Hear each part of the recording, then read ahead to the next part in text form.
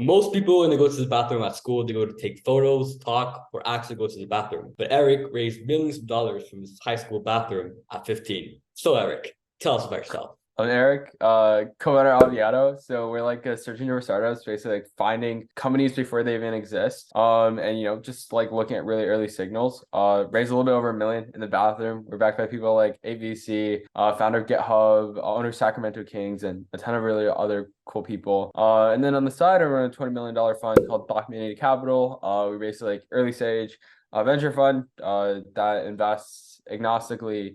I invested in Fireflies Aerospace, Radiant Aerospace, and kind of cool aerospace companies, and also just all over. So yeah, it's been pretty cool. Yeah, it's amazing that you're doing all of this at 15. Who was your inspiration to kind of like start doing all of this? You're my inspiration, bro. So You're it's mine. no, yeah. I guess I don't know. It's just like I mean, the first company I worked at, which was Carbon Zero, and the CEO was really great, and still learned like a ton from him, right? And he was like my first inspiration. But it just like goes on and on. Like after you do more things, like you're gonna have someone that you're gonna look up to on like some specific things, right? And then it turns out like once you meet like some of the inspirations IRL, it's like not what you expected, and yeah, so Yeah. literally just the same people, just have more experiences. So, just listen to them for advice, because some of them have some pretty good alpha. So, Did you get inspired by the Silicon Valley show? mhm. Yeah, legally not. But That's yeah, I mean, I know the people in the cast pretty well. And a lot of them are actually building companies now too. So so cool. yeah, it's just such a good show. And then a lot of people in startups know what it is. So yeah. I haven't seen the show, but I want to watch it. Where is it like available to watch it? I think it's on HBO. I'm not 100% sure. I haven't watched it for a very long time, but it's a pretty good show. So Why did you actually decide to start a company instead of just keeping an idea? Because a lot of people like have the idea but just like never started. yeah, like when I think about something, I just do it. So Mhm. I guess like, yeah, it's just like when I think about it and it sounds like a good idea, even though it's like sometimes most of the time it's like a bad idea, I just go on and do it.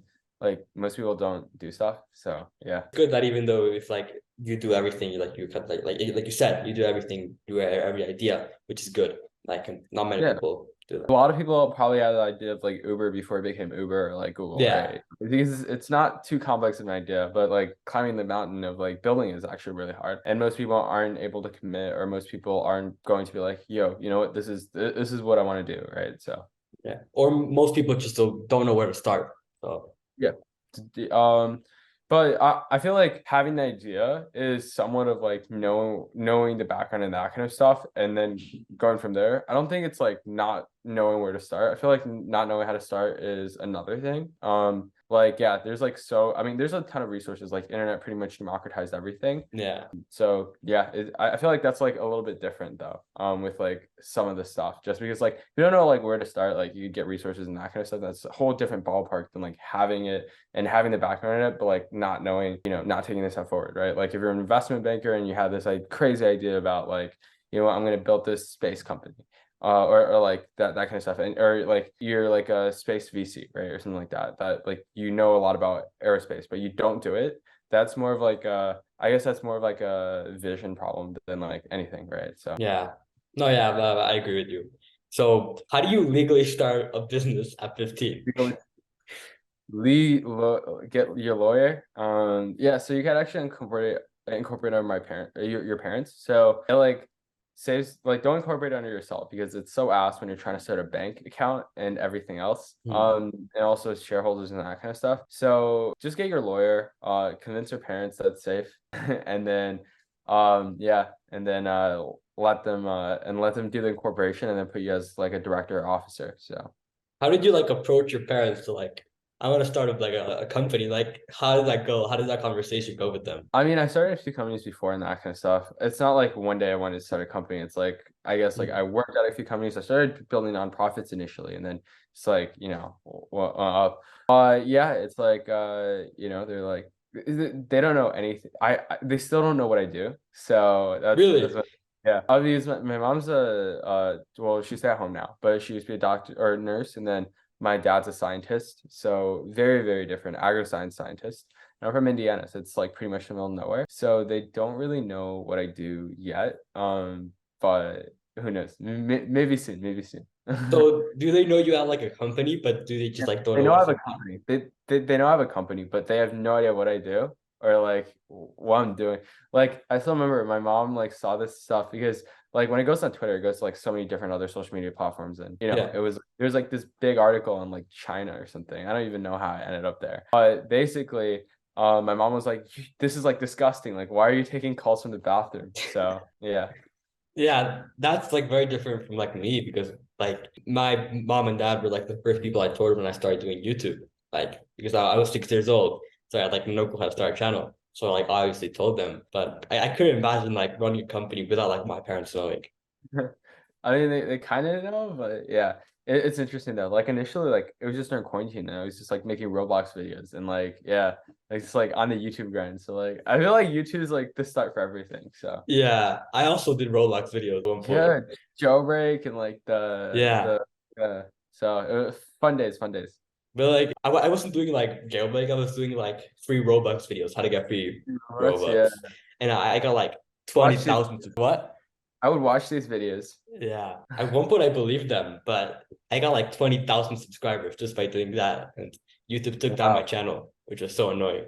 But yeah. Yeah, it's crazy. Yeah, there's like so many growth hack things that you could do with YouTube. Like one of the Mhm. things I did was like, I mean, before it was just like making like Roblox videos, and it was like basically like Roblox music videos where it's like you hear like these like on the Roblox videos where like you have to pay for it, and like some of the songs are like really good, and like you can't really find it anywhere else because it's clean and it's like bass boosted and that kind of stuff. So I Yeah. would just find these audio, upload it onto YouTube, and like from there it was like 20K, like 50K views. So I was like, yeah, Yeah.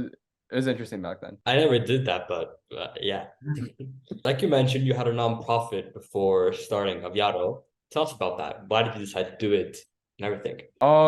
So I basically just got bored during quarantine. Like there's like nothing to do, and I got my first computer, and I just started like grinding. And I got like I met the right people at the right time. Like first one I ran a hackathon. That was like backed by Tesla and also Elon, and that was like pretty cool. And then after that, I built like this coding nonprofit because it was like, oh, I can't really learn how to code by like going to Udemy or that kind of stuff. So like, why not just like, make something so it's like a live tutoring thing. And that's what I did for a while too. And like I taught myself how to code through that. And yeah, like that's how I kind of got my start. And then I started like I guess like working for companies after that. And I was just like outsourcing because like people in that stuff would pay crazy amounts for like very simple tasks, right? Like they would Yeah, pay yeah. $500, $1,000 for a simple landing page. And I would basically just get the tasks from them, say that I'm like this cracked, coder, which definitely not, and then outsource to someone from India and then get it back and then flip it. So that's what I did for a Yeah. while. And then one day I met Scott, which is the guy that runs Carbon Zero, that's the founder. And I talked with him and he was like, you know what? You should come and work for us. And I was like 13 back then. And yeah, so that's kind of how I got into my first company. And then yeah, went on from there. So Yeah, the I also did the hiring people from India, I think, for a while, and it worked perfectly. Like it was amazing. yeah, peak in quarantine. So you said you worked at a company at 13. What were you doing working at a company for 13?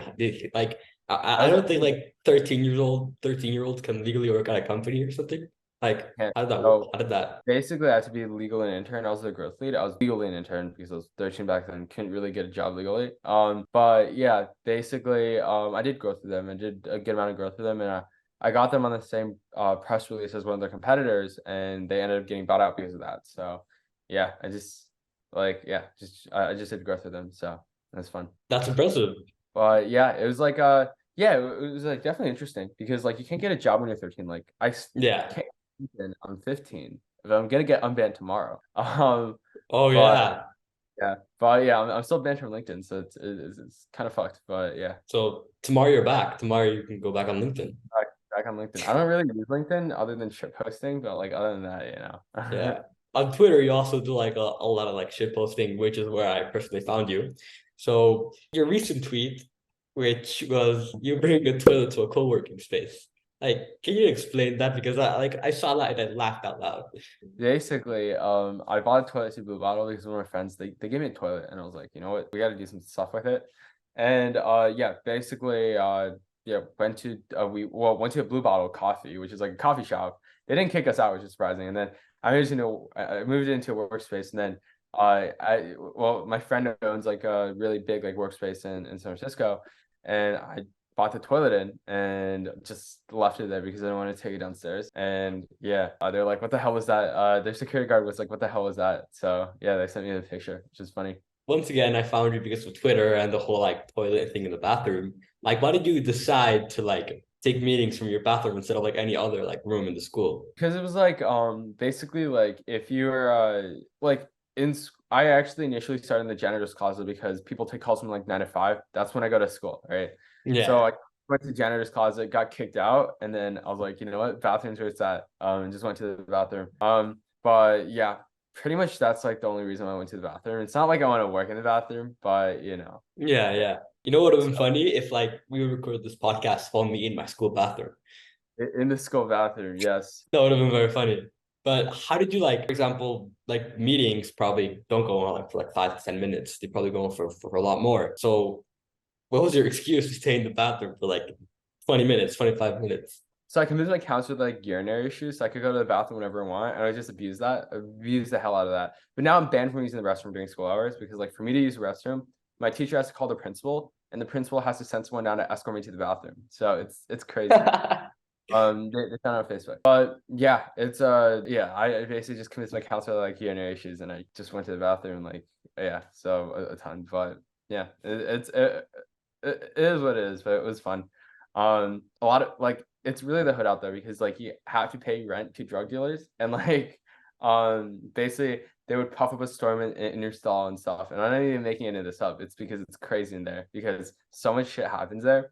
But yeah, it's like the actual hood there, bro. It's crazy. My school bathrooms are also like so random. Like one time I went into the bathroom and I saw like a plant like in the thing. So how much time like at your peak did you spend in the bathroom a day? Like Five to on six meetings? hours. 5 to 6 hours. Hours Yeah. a Yeah. day. I would just show up for classes and then dip. And then yeah, that's pretty much it. I would just not even show up for some classes. So yeah. Did they not get suspicious? Like Because I go to school with 5,000 students, so they don't really care. uh, I have a counselor excuse and everything. So yeah. how did like teachers just not go into the bathroom and like find Teachers you don't there? teachers don't want to go to the bathroom, bro. Like it's Oh messed yeah. up. Yeah.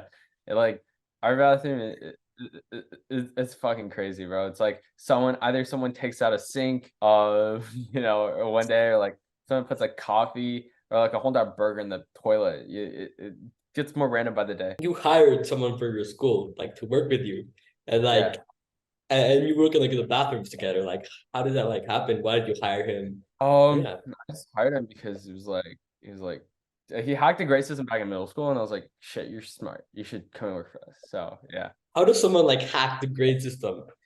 He Like got into the grade system. He figured out how to reverse engineer the whole entire like portal. So and did he like change his grades or something or he what changed did his he grades. do?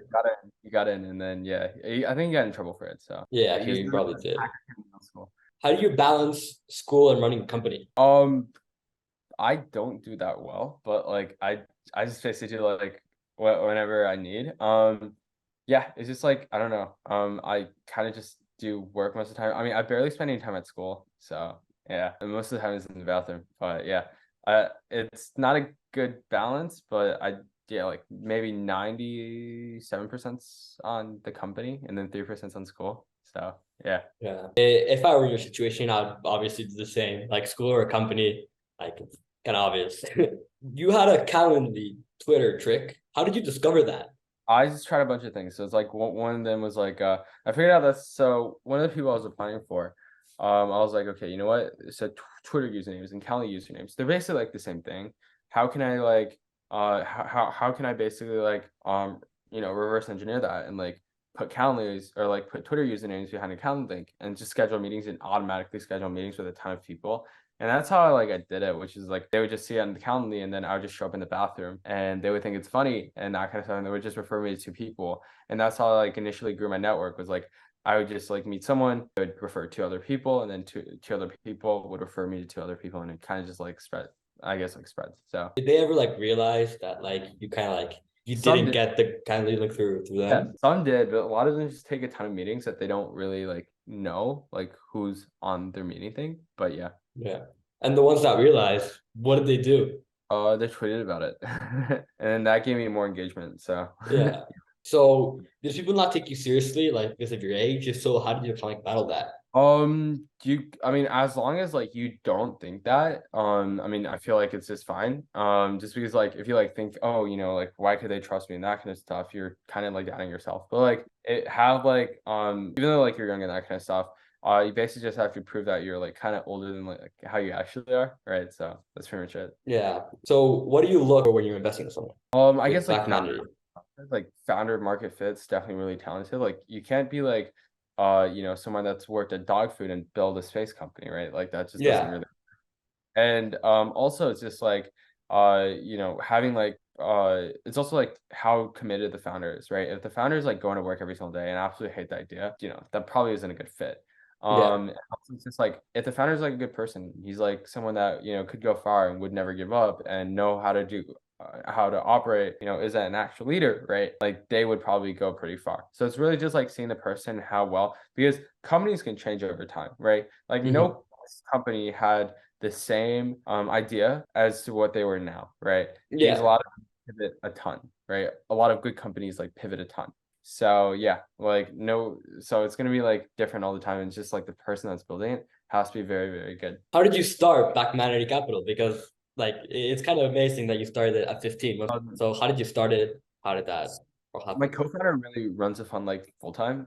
So his name is Christian, and he's been running the fund like consistently. So he mainly runs it. But yeah, just thought about it, and we're like, you know what? Let's do it. I think it would be funny.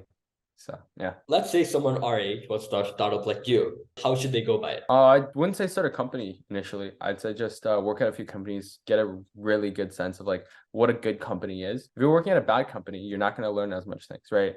Work at a good company, see the leadership structure and that kind of stuff, and then go on from there. You want to work for someone that's really good before starting your own company. That is good advice. What are your plans for after high school? I don't know yet. It's like too hard to speculate. Like every year it kind of changes, and I don't like tech is like such a small bubble, and like I still have like 70 or 80 years left, right? Like Yeah, depending on yeah. so I don't know yet, but hopefully something good. So I'm guessing it's the same answer for where you see yourself in 10 years. Yeah, it's it's just so hard to speculate. I'm probably gonna be 99% wrong, right? So yeah. Yeah. So since you have to go, I think it's been like 5 minutes. Promote yourself, promote your socials. Socials. I'm Eric Z. You can find me anywhere on social media. Yeah. So I'm all around. But yeah, Insta, Twitter, Snapchat, Facebook, yeah, all of them. So yeah. Thank you so much, Eric, for coming on the podcast. Really means a lot. And I'll see you next episode of the Nicocast.